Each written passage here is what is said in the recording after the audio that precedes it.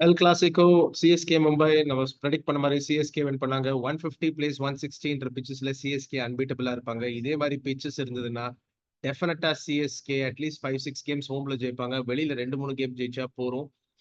But middle order டெஃபினட்டா ஒரு concern. ஒரு ஸ்டேஜ்ல 8 ஓவர் 78 ஃபார் 1, இன்னும் 78 ரன் தான் வேணும். 12 ஓவர் தான் இருந்தது. ரொம்ப தடுமாறி ஜெயிச்சாங்க சிஎஸ்கே. மிடில் ஆர்டர் டெஃபினட்டா ஒரு கன்சர்ன். ரவீந்திரா ஒரு சூப்பர் ரெஸ்பான்சிபிள் இன்னிங்ஸ் ஆடினாரு. But man of the match Noor Ahmad, fantastic performance. And CSK அந்த 10 கோடி கொடுத்து நூரை வாங்கினது கரெக்டான டெசிஷன் ப்ரூவ் பண்ணாரு. Great to see Noor Ahmad debut perform so well for CSK. மறுபக்கம் பாத்தீங்கன்னா மும்பைக்கு வந்து கொஞ்சம் வரி இருக்கு. ஹர்திக் பாண்டியா இல்ல, ஜஸ்பிரீத் பும்ரா இல்ல, கொஞ்சம் கஷ்டப்படுறாங்க. But Vignesh Puthur chinaman impact bowler சூப்பரா போட்டாரு. சின்ன பையன், கேரளாக்கு டெபு கூட பண்ணல, ஆனா சூப்பரா போட்டாரு. நல்லா ஃபைட் பண்ணாங்க மும்பை.